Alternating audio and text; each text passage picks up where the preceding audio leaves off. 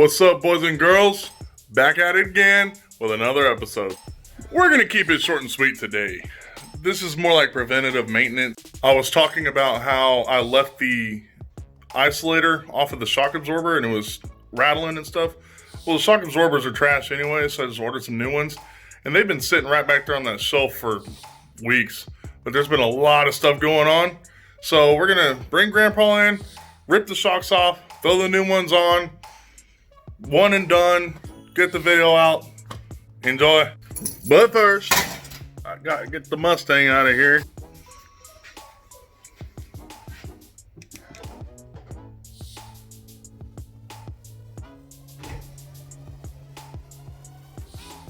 Yeah! Big Phil, why don't you have any auto start? Because it's a manual, and the manual doesn't have auto start from the factory. So, or remote start, whatever you want to call it. But I have roll down windows. That's cool too.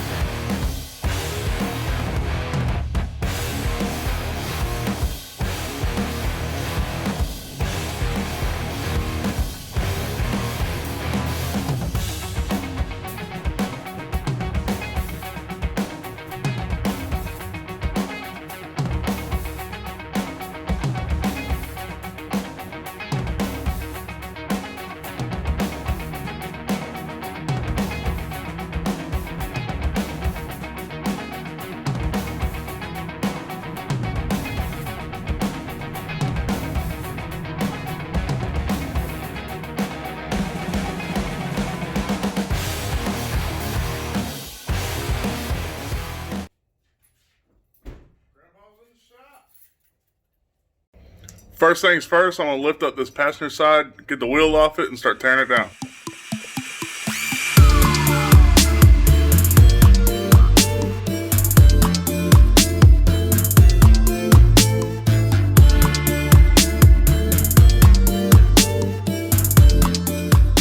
So like I said, this bolt is kind of a pain in the butt. I'm going in with the trusty combo wrench setup. Watch yourself though, these things a little sketchy. Just like that. Just like what I said. A little sketchy. Trying to do it holding the phone and the wrench at the same time. Not so easy. Let me put the phone down. Alright, so that should be a little bit better. Put the phone on the ground there. Set that wrench up.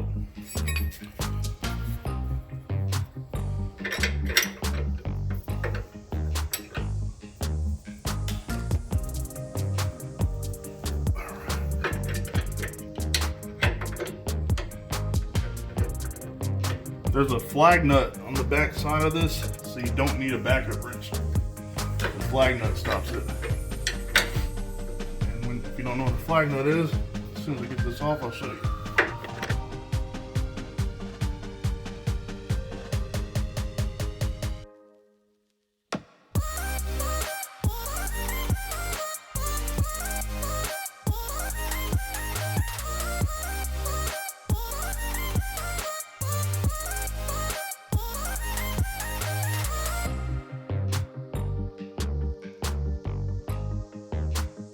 Alright, so here is the flag nut.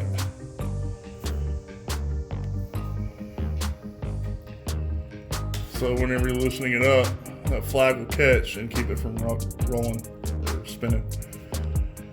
Yep, so now all you're dealing with is the friction of being in that hole. Alright, so here's a little trick.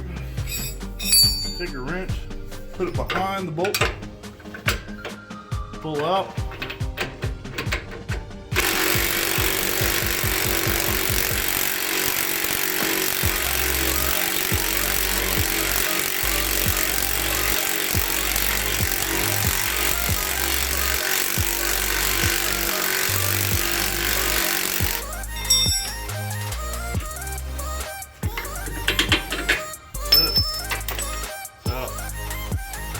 Alright, got my Nipix pliers down here holding on to the dust cover, you want to call it? 19mm up top. Just like that, man.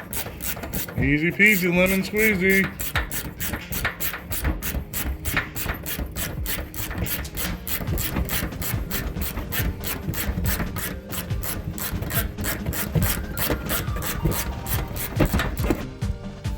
Alright, there she is.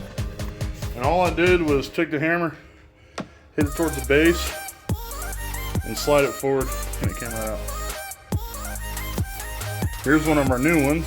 This is just a Gabriel stock replacement. Nothing crazy. It's just daily, don't need nothing crazy. Let's go ahead and get in here. So apparently that's what they want. I'm not used to seeing this one that's supposed to go in the middle. Usually you just let your chassis be the middle. But I'm gonna see how it fits. Now we're just tightening it up. I got my Nipix pliers on the bottom of it. I'm not applying a lot of pressure because I don't want to bend it. Just enough to hold it for me to tighten it. That's it. Get out. There it is. Alright. That feels great. Alright, so now what I'm doing is putting the flag back on. And I'm going to turn this over by hand first just to make sure we get it started really nice.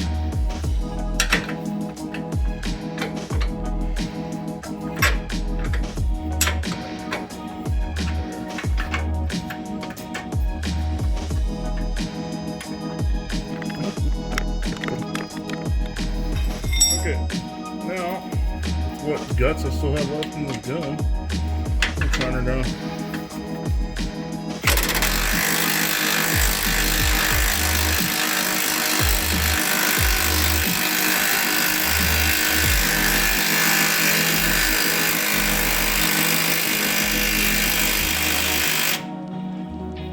Alright, now I'll do the rest by hand.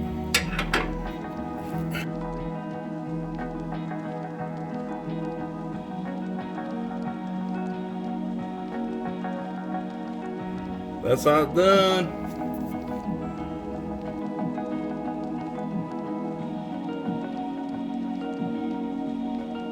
We just ran into a big problem. The new strut did not come with any hardware whatsoever. I double checked the box, everything. So then my second thought was like, well, I'll just use the hardware from that. It'll suck grease and old stuff, but I can use that nut, those absorbers, whatever. Nope. The nut is a different thread pitch. So that really blows. So with that, I am going to have to contact the seller on Amazon, let them know what the issue was. They might send me a whole new strut, who knows. Usually people, when you contact them and say, hey man, like, they'll usually work with you. But that really sucks, man. If I have to, I'll go to the hardware store, find a nut that fits that thread pitch on that new shock, and I'll just reuse the old stuff for now. Just because it is my daily driver, I need to have it, you know. Yeah, I can drive the Mustang to work every day, but that really puts a toll on the Mustang. The lot I work in is mud. When it's dry, it's dirt. It gets into everything, gets into my carpets. I don't really feel good about that. Anyways, that sucks. So I'm gonna try to figure out what I can do. Alright, I'm back. I got my new shock, came in the mail, Amazon came through. It was really awesome the way they had this situated. Like, that following day after the last clip, I took this shock absorber to Kohl's, which is a Amazon return center, and I scanned my QR code, gave them the shock. They gave me a little receipt saying, hey man, you returned this. And then I went home. The next day I went to work, I came home, and there was a new shock on my doorstep, like that fast. So thank you Amazon, thank you Kohl's. I love that y'all have that return service. That's really awesome.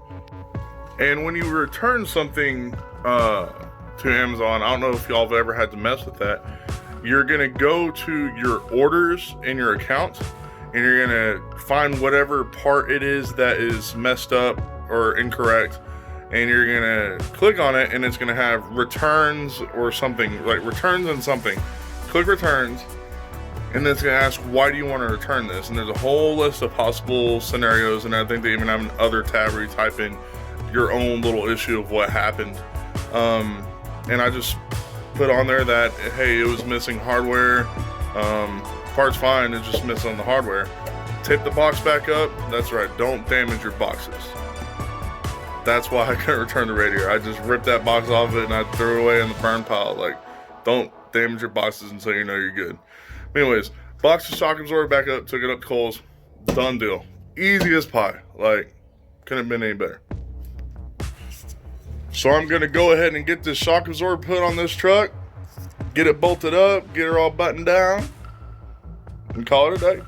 And I'm gonna get to play with the new toy while doing it.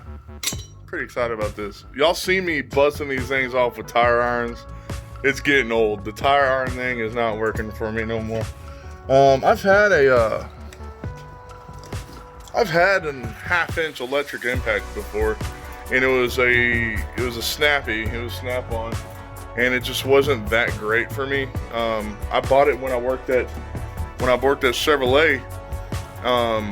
My boss would come to me with a stack of tickets, like 200 tickets of cars that were getting wheel locks, because that's around that time when all these dealerships were getting busted and like all the people were taking the wheels, whatever. You know, you see dealerships, the whole lot, no wheels. So I was the guy putting lug nuts on the whole lot of cars. So I bought the half-inch electric. I got all my wheel locks, put them all in the little John Deere Gator, went out there and started knocking them out. And each one was like 0.4 of an hour. So if I can get them done fast, I can make some money here, you know? And if I didn't have that half-inch electric, I would have had to go get the car, bring it into my bay, bust it down with my air impact, get it done, take it back out, get the other car, repeat, and it would have been a days-long process, you know? So that gun was fine until I knocked out all those cars. After that, it's like it had no balls anymore. Like, I tried to make it work at some other jobs, and it couldn't really hang. You know, it had that burn smell, and I was like, okay. And I wasn't gonna pay for the $100 warranty fix on it when it was basically junk, I feel. And I was really skittish with the snap-on half-inch electrics for a while. You know, I was really even looking at Milwaukee, because Milwaukee's tried and proven, and everybody stands by it, and they make awesome guns. But little do a lot of people know, Snap-on came out with a new gun, new for this year. They came out with the red one about 3 months ago when they finally came out with a new color, and I've been waiting for this color to come out before I got it, because I've been really needing a half-inch electric, but I've been trying to phase out all my red tools and go for more like the grays and the blacks. So without further ado, there she is. Wow, it's sweet. I like it. That's a 1,300 foot-pound breakaway torque gun, 900 foot-pound tightening torque. Want to break a wheel stud? That's how you do it.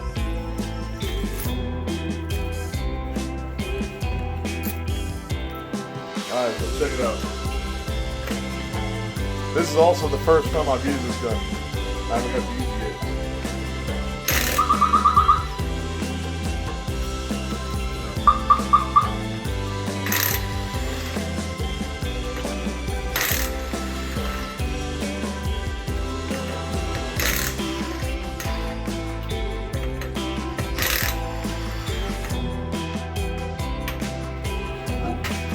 Easy money.